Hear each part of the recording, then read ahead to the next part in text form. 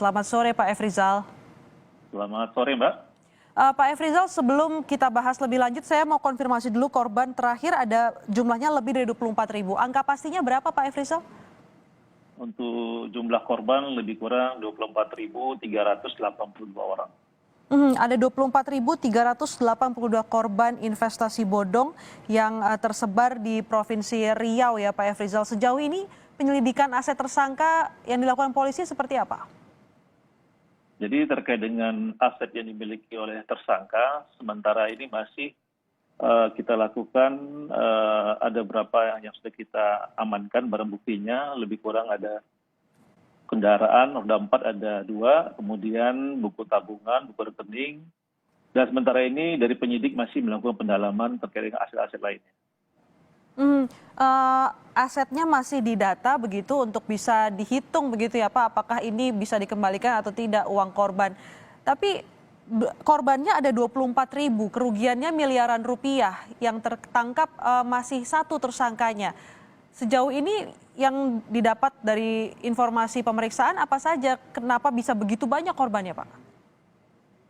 Ya, jadi untuk menjalankan kegiatan ini, tersangka merekrut 31 dari ketua kelompok. Oke. Dari ketua kelompok ini kemudian meyakinkan masyarakat dengan bisnis investasi. Dari 31 orang atau 31 kelompok yang direkrut oleh tersangka ini, apakah pengejarannya terus dilakukan informasinya? Pasti, Mbak. Jadi karena ini kita kan masih melakukan pemeriksaan terhadap saksi, seandainya nanti mengarah kepada 31 orang ini, tentunya kita akan melakukan penangkapan dan penahanan terhadap tersangka ini. Pak Efrizal, modusnya adalah mengiming-imingi arisan dengan nantinya timbal balik sembako, uang, emas hingga sepeda motor. Berapa saja yang diminta, jumlahnya yang diminta kepada korban untuk mendapatkan jumlah yang lebih besar?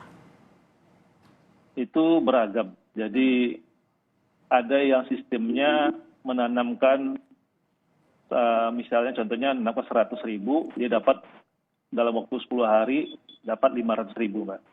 Dijanjikan oleh tersangka. Oke, jadi memberikan skemanya dengan memberikan tenggat waktu 10 hari bisa mendapatkan uang lebih besar.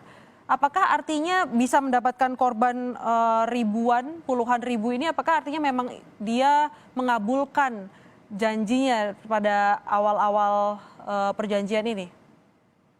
Iya, jadi dia sistemnya gali lubang tutup lubang, Mbak. Jadi dari masyarakat yang menanamkan uang yang kepada tersangka, itu nanti akan diputar lagi oleh si tersangka untuk memberikan kepada orang yang sudah terdahulunya.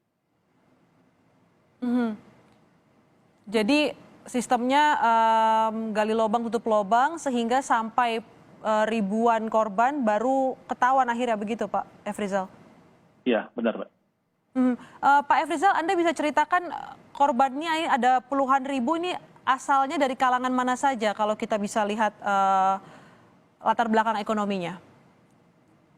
Kalau latar belakangnya berdasarkan data di lapangan, Mbak, rata-rata sih ibu rumah tangga menjadi korbannya, Mbak ya.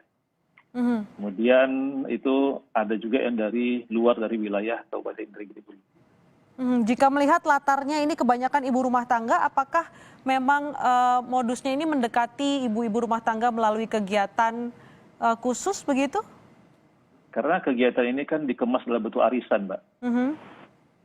Jadi arisan yang dibuat adalah arisan sembako, investasi uang, model elektronik, sepeda motor, dan emas murni.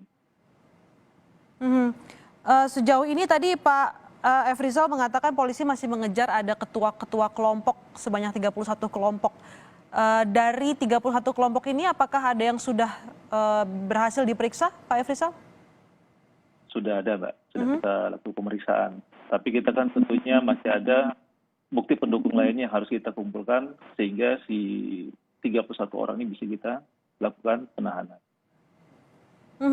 Pak Efrizal, saya masih tertarik terkait aset dari tersangka karena kerugiannya begitu besar dan korbannya begitu banyak. Nah, asetnya ini selama ini yang didata masih berupa uang dan juga sepeda motor. Tapi adakah aset yang sudah digunakan untuk menghilangkan jejak dari investasi bodong ini? Sementara ini masih pengembangan dari penyidik. Nanti saya jelaskan lagi lebih lanjut. Masih dikembangkan oleh penyidik. Sejauh ini data-data yang didapat dari aset tersangka begitu ya Pak Efrizal. Terima kasih Kapolres Indra Giri Hulu AKBP Efrizal telah bergabung bersama kami di Kompas Petang.